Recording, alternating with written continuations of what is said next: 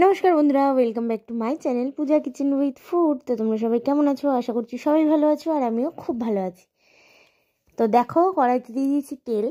তো আজ আমি একদম সিম্পলভাবে একটা মাছের ঝোলের রেসিপি তোমাদের সাথে শেয়ার করতে চলেছি। তো ভিডিওটা দেখতে থাকো।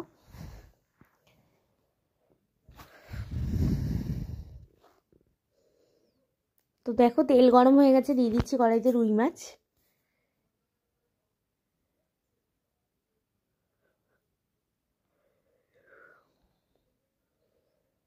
তো মাছগুলো একটু হালকা লাল লাল করে ভেজে নেবো, খুব হালকা করেই ভাজবো, একেবারে লাল লাল করে নয়, যেহেতু ঝোলে দেবো তাই।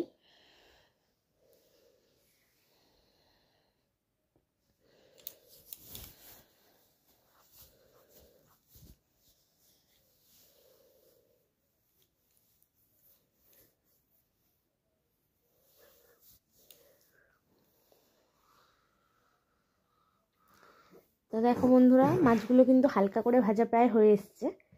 এবার কিন্তু আমি মাছগুলো তুলে নেব।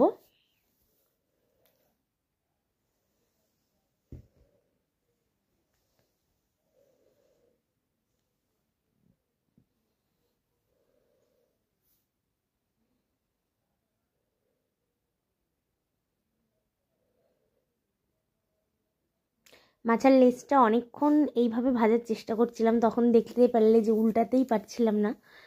তো যাই হোক, লাস্টে উল্টাতে পারলাম। তো ওইভাবে ভাজলে সামনের দিকটাও বেশ ভাজা হবে, তার জন্য একটু ওরমভাবে দিচ্ছিলাম। তো বাদ বাকি মাছগুলো এইভাবে ভেজে নেব।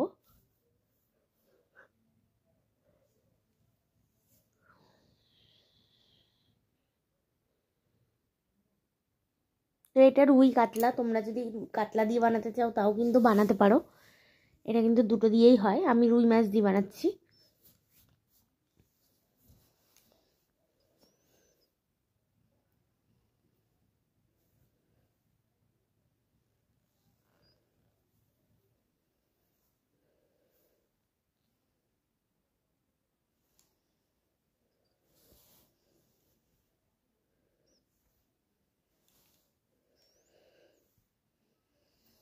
তো এই মাছ কটাও বন্ধুরা ভেজে নিলাম, দেখো।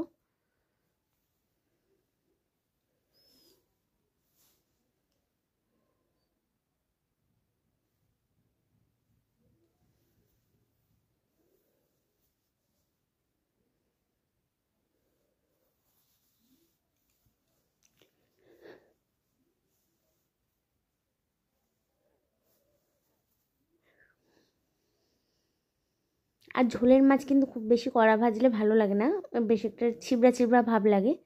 তো একটু হালকা ভাজলেই বেশ মাছটা নরম নরম থাকে আর ভালো লাগে। আবার অনেকে আছে একদম হালকা মাছ ভাজা খেতে পারে না।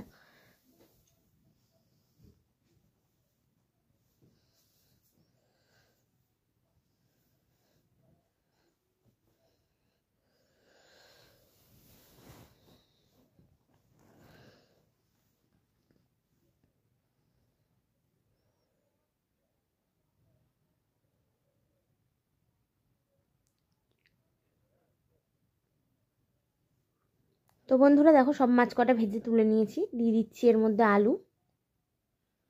তো আজ আমি মাছের ঝোলটা কিন্তু নতুন আলু দিয়ে বানাচ্ছি। আর যেহেতু এখন বাজারে নতুন আলুই বেশি পাওয়া যাচ্ছে, তার জন্য কিন্তু নতুন আলুটাই ব্যবহার করছি। তো দেখো, আলুগুলো দিয়ে দিলাম, আর একটু লাল লাল করে ভেজে নেবো আলুগুলো।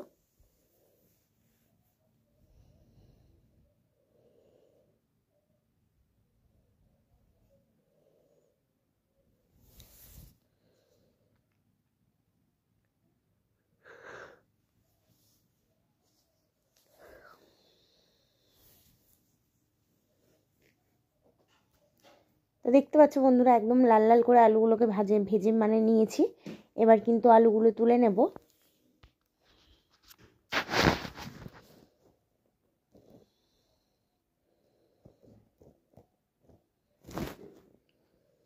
তো আলুগুলো তুলে নিয়ে দিয়ে দিলাম, অল্প একটু তেল দেবো আরও, একদম সামান্যই দেবো, কেন অনেকটাই তেল আছে কড়াইতে, অতটা বেশি তেল লাগবে না। তো তারপরে দিয়ে দিচ্ছি দেখো একটা তেজপাতা, আর তারপরে দিয়ে দিলাম একটুখানি গোটা জিরে।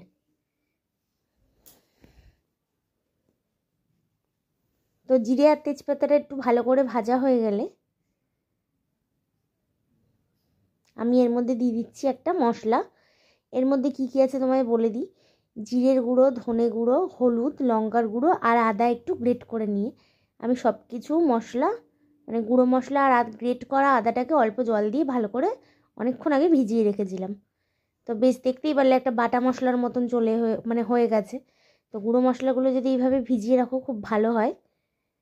তো অবশ্যই যারা গুঁড়ো মশলা দিয়ে রান্না করো তারা একটু এইভাবে ভিজিয়ে রাখবে। আর দেখো তারপরে দিয়ে দিলাম নুন।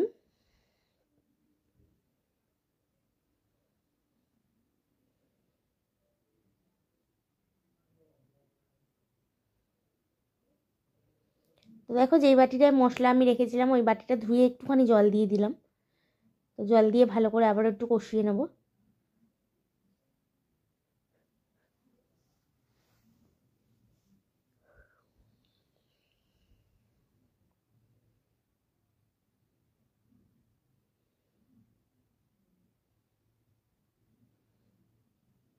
তো বন্ধুরা এবার দেখো ভেজে রাখা আলুগুলো এর মধ্যে দিয়ে দেবো। আলুগুলোর সাথে ভালো করে কষাবো। আর একদম দেখো পেঁয়াজ রসুন ছাড়াও এইভাবে মাছের ঝোল কিন্তু দারুণ লাগে খেতে। তোমরা একবার অবশ্যই ট্রাই করবে। আর অবশ্যই জিরের গুঁড়োর থেকে ধনের গুঁড়োর পরিমাণটা একটু বেশি দেবে। মানে যেই পরিমাণ ধনের গুঁড়ো দেবে তার হাফ দেবে জিরের গুঁড়ো, তাহলে কিন্তু এটা খেতে বেশিই ভালো লাগবে। ধনের ফ্লেভারটা এতে বেশি ভালো লাগে। তো দেখতেই পাচ্ছ তেল কিন্তু আমি অল্পই দিয়েছিলাম, কিন্তু তাও অনেকটা তেল তেল বেরিয়েছে।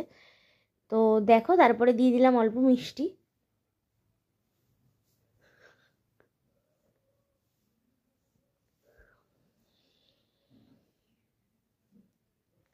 আর মশলাটাও দেখো বেশ ভালো করে কষানো হয়ে গেছে, কেন একদম তেল ছাড়তে শুরু করে দিয়েছে। তো এবার দিয়ে দেবো অল্প করে জল। খুব বেশি ঝোল রাখবো না, সেইভাবেই জলটা দেবো। তো বন্ধুরা দেখো ঝোলটা ফুটে গেছে, দেখে বুঝতেই পারছো যে আমি খুব বেশি ঝোল রাখবো না বলে সেরকমই জল দিয়েছি। তো এরপরে দিয়ে দিচ্ছি হচ্ছে একদম মাছগুলো। তো মাছগুলো দিয়ে একটু ফুটলেই নামিয়ে দেবো। আর এখানে দেখতেই পাচ্ছ আজকে আমি টমেটোও কিন্তু ব্যবহার করিনি। এইভাবে মাছের ঝোলটা অবশ্যই করে দেখো, ভালো লাগবে। তো তোমাদের যদি ভিডিওটি ভালো লেগে থাকে লাইক শেয়ার কমেন্ট করতে ভুলো না, চ্যানেলটিকে সাবস্ক্রাইব করে দিও। তো দেখো নামানোর আগে দিয়ে দিলাম ধনে পাতা। তো এবার কিন্তু আমি এটা নামিয়ে নিই, তারপর তোমাদের দেখাচ্ছি। তো বন্ধুরা কেমন লাগলো মাছের ঝোলের রেসিপি অবশ্যই বলবে। জানি সবাই মাছের ঝোল করতে পারো, কিন্তু আমি যেইভাবে করি সেইভাবে তোমাদের সাথে শেয়ার করলাম। তো ভিডিওটি ভালো লাগলে অবশ্যই পরিবার বন্ধু বান্ধব সবার সাথে শেয়ার করে দিও। আর একটা লাইক কমেন্ট করে দিও। তো দেখা হচ্ছে আবার একটা নতুন ভিডিওর সাথে। ততক্ষণ সবাই সুস্থ থেকো আর ভালো থেকো।